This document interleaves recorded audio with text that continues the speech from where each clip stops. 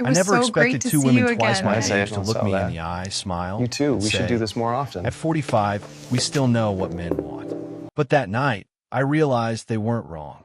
The late afternoon sunlight spilled through the wide glass windows of the cafe, soft and golden, as if the world outside had slowed down just for a moment. I sat with my notebook open, a half-finished page in front of me, though I wasn't really writing. My eyes kept drifting toward the corner table where two women were seated together, their laughter carrying across the quiet hum of the room. They weren't loud, not the kind of laughter that demands attention, but there was something magnetic in it, a warmth, a freedom. And though I couldn't hear every word, the sound alone had the effect of making the space around them feel brighter. The first woman, auburn hair pulled loosely into a bun, leaned back in her chair with the relaxed confidence of someone who had long ago stopped worrying about appearances. The second, her black hair cut just past the shoulders, spoke with her hands as much as her voice, her gestures fluid and graceful. They were both, without question, beautiful, but not in the glossy, hurried way I was used to seeing. Their beauty felt lived in, grounded, and that made it impossible to look away.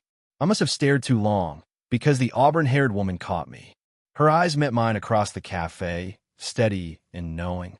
Not the kind of look that made you shrink, but the kind that told you she'd already seen enough to understand more than you thought you were showing. I looked down quickly, embarrassed, only to glance up again and find both of them smiling. Not mocking, not cruel, just amused, as if they were sharing a secret I wasn't part of yet. For reasons I still can't explain, my chest tightened with a nervous sort of anticipation. It wasn't desire in the blunt way most men my age spoke about women. It was something more complicated, a tug between curiosity and hesitation, like standing at the edge of something I couldn't quite name. I tried to focus on my notebook, but the page stayed blank. Every time I lifted my pen, the sound of their voices, the cadence of their laughter, pulled me back. Their presence filled the cafe, not loudly, but undeniably. I noticed the details, the silver glint of a bracelet as one of them reached for her cup, the way the other's fingertips brushed along the rim of her glass absent-mindedly, the faint crow's feet at the corners of their eyes deepening when they smiled. There was grace there, yes, but also a kind of quiet vulnerability, like life had carved stories into them that they no longer tried to hide. It struck me then how rare it was to see people so unafraid of themselves. Most of the women my age were still caught in the storm of proving, showing, chasing. But these two, they simply were. Comfortable in their skin, confident in their laughter, and in that comfort, they seemed to hold a kind of power. As the cafe's light shifted toward evening, I sat there in silence, pretending to write, but really just watching them, feeling that something was about to change, though I couldn't have said what. The cafe had grown quieter as the day slipped into dusk. The light outside had softened into shades of lavender and gold, the sky shifting into evening. I was still pretending to be busy with my notebook when I heard movement from their corner. Out of the corner of my eye, I saw one of the women, the auburn-haired one, tilt her head slightly in my direction. "You're sitting alone," she said, her voice carrying easily across the small space. "Why don't you join us?" For a moment, I froze. My heart thudded in my chest, the words landing heavier than they should have. It wasn't the invitation itself that startled me. It was the way she said it, warm and confident, as though she had already decided I belonged there. I hesitated, then gave a small nod. The black-haired woman gestured toward the spare chair beside them, sliding it out with her foot. My steps felt heavier than usual as I crossed the room. Every sound, the scrape of the chair legs, the clink of my coffee cup on their table, suddenly louder in my ears. "Thank you," I said, trying to keep my voice steady. They both smiled, and for the first time, I felt the full weight of their presence up close. The auburn-haired woman's eyes were a deep, earthy brown, steady and attentive. The others were darker, softer, with a sparkle that carried humor even in silence. Sitting across from them, I was suddenly very aware of myself, my posture, my words, even the way I breathed. It didn't take long before their conversation wrapped me in. They asked me what I was writing, what brought me here, little questions that made the silence less daunting. Their voices overlapped sometimes, teasing each other with a familiarity that felt effortless. And then, with a playful smile tugging at her lips, the black-haired woman leaned in slightly and said, "At 45, we still know what men want." The words hit me like a spark, half playful, half challenge. I felt heat rise to my face, and before I could stop myself, I laughed. Not out of mockery, but out of sheer nervousness, like someone had thrown me into a conversation I wasn't prepared for. They laughed with me, not at me. The auburn-haired woman tilted her head, her eyes studying me in a way that was both kind and unflinchingly direct. "You're surprised," she said softly, more statement than question. "I guess I am," I admitted, my voice quieter than I intended. I wasn't expecting that." Their smiles deepened. It wasn't arrogance I saw in them. Not a boast, not an attempt to prove something. It was a kind of ease, an acceptance of who they were and what they carried. They weren't trying to convince me. They were simply stating a truth they believed in. As the light outside dimmed further, the world inside the cafe seemed to grow warmer. Steam curled from their coffee mugs. The faint hum of jazz played overhead, and I realized I wasn't nervous because of what they said. I was nervous because of the way they looked at me when they said it. Direct, honest, as though they had already seen something in me I hadn't yet found the courage to admit. In that moment, I knew this was not going to be an ordinary evening. The cafe was beginning to empty. A few couples lingered near the window, their voices hushed, while the barista wiped down counters with the quiet rhythm of someone closing up for the night.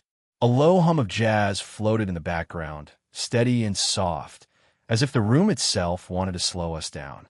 I leaned back in my chair, my half-empty cup cradled between my palms, but my attention was fixed on the two women across from me. What had started as playful banter was now drifting into something else, something quieter, heavier, though no less warm. The auburn-haired woman, Claire, she told me her name was recounting a story from her 20s about a man who had promised her everything but vanished when it mattered. She told it with humor, her tone light, but I could hear the sharp edges beneath. The black-haired woman, Mara, rested her chin on her hand as she listened, smiling faintly, as though she already knew how the story ended, but still wanted to hear Claire tell it. I found myself caught in the rhythm of their voices, one playful and self-assured, the other softer, almost melodic. And then, without warning, it happened. Claire reached across the table, laying her hand briefly on my wrist as she made a point. Just a simple touch, casual and fleeting. But the moment her skin met mine, I felt it. The warmth of her palm, the gentle weight of her fingers, the subtle pulse beneath her thumb. It lasted no more than a second before she withdrew, but it was enough to stir something deep in me. I tried to focus on her words, but my thoughts were tangled. That touch wasn't meant to linger, and yet it did, not on my skin, but in my chest. Mara must have noticed the way I stiffened, because she leaned in slightly, her voice dropping lower. "You're listening so closely," she said, her eyes narrowing just enough to make it feel like a secret. "Most men your age don't. They nod, they smile, but they're waiting for their turn to talk." Her words disarmed me. "Maybe I just don't want to miss anything," I said honestly. The corners of her lips curved upward, not in amusement, but in acknowledgement, as though she recognized something in me.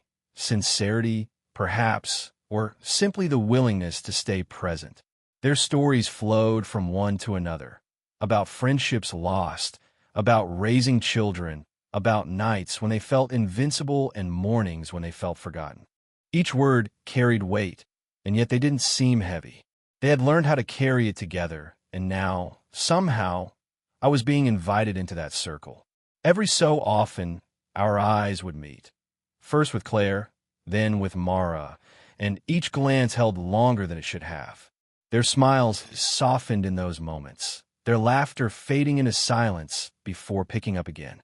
It was as if the air itself had thickened, charged with something unspoken but undeniable. I sat there, caught between listening and feeling, between the stories they told and the electricity that hummed quietly beneath the surface. I didn't know where this night was leading, but I knew one thing with certainty. I wanted it to keep unfolding slowly, in its own rhythm, with no rush to reach whatever waited ahead. By the time we finally stepped outside, the cafe had all but emptied. The door closed behind us with a soft chime, and the cool night air rushed in, carrying the faint sweetness of jasmine from a garden nearby. The sky was deepening into indigo, the last streaks of daylight fading into the horizon. Street lamps flickered on one by one, casting small pools of light across the sidewalk. The three of us fell in a step together, our voices lowered now, as if the night itself had asked us to keep its quiet. Claire walked on my left, Mara on my right, and, though none of us reached for the other, the nearness was enough to feel the warmth radiating between us. For a while, we spoke lightly about the weather, the neighborhood, the way the air smelled fresher at night.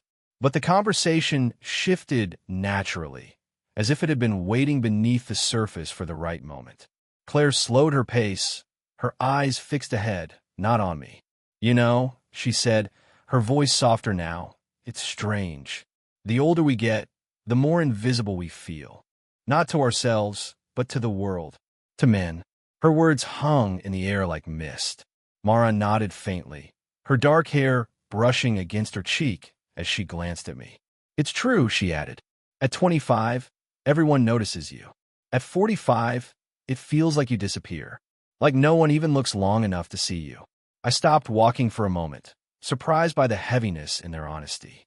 There was no bitterness in their tone, only a quiet ache, like they were stating a truth they'd lived with for years. "I don't see that," I said, my voice low but steady. "I mean, look at you both.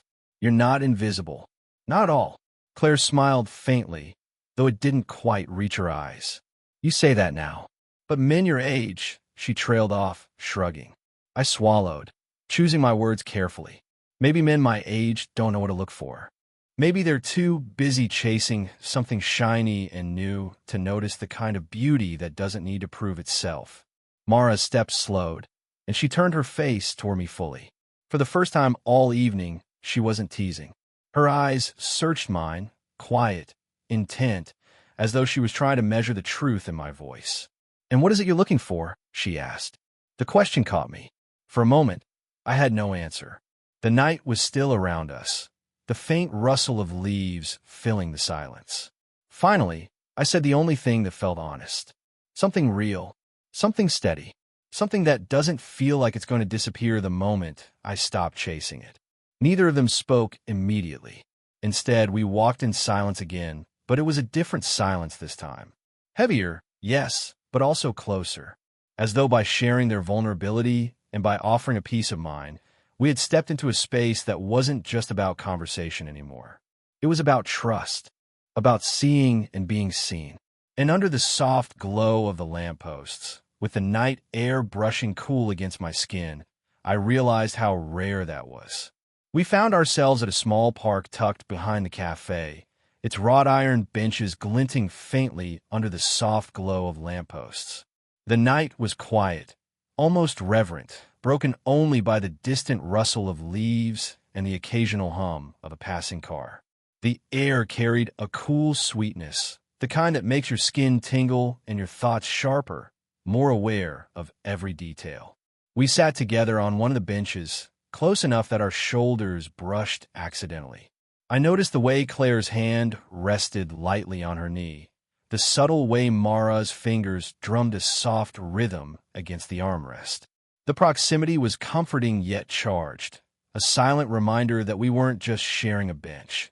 We were sharing a space of trust and tension, each of us aware of it, none of us needing to acknowledge it aloud. Their conversation had softened, no longer about stories from the past, but about the small, delicate moments in life, the quiet victories and the tiny heartbreaks no one notices. I found myself drawn to the cadence of their voices, the gentle rise and fall, the warmth tucked in their laughter. And then, almost imperceptibly, something changed. Claire leaned slightly toward me, just enough that the tip of her sleeve brushed my arm. It was fleeting, almost accidental, yet my chest tightened and my pulse quickened. Mara, on the other side, laughed at a comment I had made, and her hand lingered near mine on the bench, as if testing the boundaries without speaking them aloud. I caught myself staring, not at them in a way that would feel awkward, but at the subtle cues of presence, the way their bodies leaned in, the way their eyes softened when they looked at me. Every brush of skin, every accidental touch, carried a weight I could feel in my bones. There was a pause in the conversation, a silence that wasn't uncomfortable. We just existed in that shared space, breathing in sync with the night. I became acutely aware of Mara's warmth on my right, the quiet confidence radiating from Claire on my left, and the way their energy seemed to fold around me like a protective, yet intimate cocoon. Do you feel it too? Mara's voice broke the silence, quiet but deliberate, almost like a whisper meant only for me. I swallowed, nodding slightly, unable to put into words the tension that hummed in the air. It wasn't just desire. It wasn't just curiosity. It was something deeper, a recognition, a quiet intimacy that had been building with every story, every glance, every shared laugh. Claire smiled softly, her eyes catching mine. "It's rare, isn't it?" she said, "to find someone who notices everything." I nodded again, feeling a warmth spread across my chest that had nothing to do with the night air. Our hands brushed again, this time more deliberate, the contact brief but deliberate, and I felt it, that spark of connection, steady and real. For the first time all evening, I allowed myself to lean back and breathe it in, the quiet closeness, the lingering touches, the unspoken tension. The night had slowed, and for a moment, the world outside the park ceased to exist. I realized then that this was what I had been waiting for. Not a dramatic revelation, not a sudden confession, but this subtle, unspoken closeness, the kind that spoke louder than words ever could. The park had grown almost silent, the soft glow of the lampposts casting a golden halo over the three of us. The night air was cooler now, carrying the faint scent of jasmine and damp earth. Everything seemed magnified, the faint rustle of leaves, the distant hum of the city, the quiet rhythm of our own breathing. I felt hyper-aware of their presence. Each movement weighted with meaning I wasn't sure I fully understood yet. Claire shifted slightly, her hand brushing against mine as she adjusted her coat. The contact was light, casual, yet my chest tightened, a slow, insistent pulse that made me aware of the space we were sharing. Mara's hand hovered near mine, then gently touched my forearm as she laughed softly at something I'd said. That brush of skin lingered just long enough to make my pulse race, warm and steady all at once. I looked at them both, and in that moment, the playful teasing from earlier had softened into something deeper, something raw. Claire's eyes met mine first, steady, unwavering, a quiet acknowledgement of the tension building between us. Mara's gaze followed, softer but equally intent, like she was measuring my reaction, reading the truth in my expression. Without thinking, I let my hand rest lightly near Mara's, feeling the warmth of her skin. She didn't pull away. Instead, she leaned slightly closer, her shoulder brushing mine. The small movements, the tilt of her head, the softness of her gaze were deliberate, intimate, and I felt it in my chest like a slow-burning fire. Claire reached out as well, her fingers brushing the back of my hand. It wasn't a dramatic gesture, not a confession shouted into the night. It was subtle, deliberate, the kind of touch that lingers in memory. I felt the pulse of her warmth, the steadiness beneath her fingers, and for the first time all evening, I realized how much weight these touches carried. Trust, comfort, curiosity, desire, all folded into one quiet, grounding moment. We fell silent, letting the night carry us. The air seemed charged, every breath heavy with meaning. I could hear my heartbeat, the faint catch of their breaths, and the way the world outside the park had faded, leaving only this small circle of warmth and tension. "Do you feel it too?" Claire whispered softly, her voice closer now, intimate but safe. "Yes," I admitted, my voice low, almost lost to the rustling leaves. "I feel it." Mara's fingers squeezed mine lightly, an unspoken acknowledgement. I noticed the subtle shift in their posture, closer, intentional, yet measured.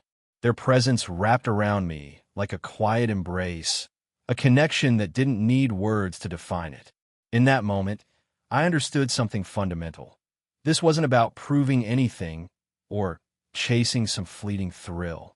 It was about connection, about finding warmth and honesty in someone else's presence, about being seen and accepted without pretense. And as the night deepened around us, I felt it, a quiet certainty that this moment, these touches, these glances were real, meaningful, and would linger long after the park grew silent and the lamplights flickered out.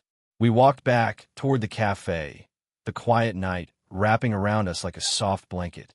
The city had slowed, its noises distant and muted. Street lamps cast gentle pools of light over the sidewalk, and the faint scent of jasmine lingered in the air, tracing each step we took. I felt the warmth of their presence beside me, a steady comfort that had settled in my chest, lingering even in the silence between words. Neither of them spoke immediately, and yet the air wasn't empty. The soft brush of shoulders as we walked, the occasional laughter carried lightly into the night, the faint rhythm of our steps together. It was all intimate, deliberate, a slow dance that needed no music. When we reached the cafe steps, we paused. Inside, the lights glowed warmly, a soft reminder of the evening we had begun here. Claire looked at me first, her auburn hair falling softly over her shoulder, her eyes steady and warm. Mara followed, her gaze quiet, gentle, almost hesitant, and then they moved closer. It wasn't dramatic, no sudden embrace or confession, but subtle, full of meaning. Claire wrapped her arms lightly around my waist, her cheek resting softly against my chest. The weight of her touch was grounding, steady, like a heartbeat I could lean into. Mara's hand found mine, fingers intertwining briefly before letting go, lingering just long enough to make the moment theirs. I felt a warmth I hadn't expected. Not desire in a reckless sense, but something steadier, richer, trust, affection, understanding. Their presence was like a quiet anchor, steadying me in a world that often felt too fast, too loud. I realized that the night had been building to this without a single word needing to define it. Claire pulled back slightly, just enough to look into my eyes. "At 45, she said softly, her voice playful but sincere, "we still know what men want." Mara smiled then, the faint curve of her lips carrying both humor and an unspoken agreement. "And sometimes," she added quietly, "we know what they need too." I laughed softly, the sound low and unguarded, feeling a release of the tension I hadn't realized had built within me all evening. I took a deep breath, aware of the lingering traces of their touch, the warmth of Claire's arms around my waist, the imprint of Mara's hand brushing mine. We lingered for a few more moments, the night stretching around us. I didn't feel the need to speak, to define, or to promise. The warmth between us said enough. There was no rush, no expectation, just the quiet knowledge that what had begun tonight, connection, trust, intimacy, was real. Finally, I stepped back, giving them space, though the pull remained subtle and steady. We exchanged one last look, a shared understanding in our eyes. I knew this was not fleeting, not a spark to be extinguished. It was something that would linger quietly, warmly, in memory and in the subtle ways we had touched each other tonight. As I walked away, I realized age, circumstance, hesitation, none of it mattered. Connection has no timeline, no rules. And under the gentle glow of the lamplights, with the cool night brushing against my skin and their warmth lingering in my chest, I felt something rare and undeniable, the kind of evening that stays with you long after it ends.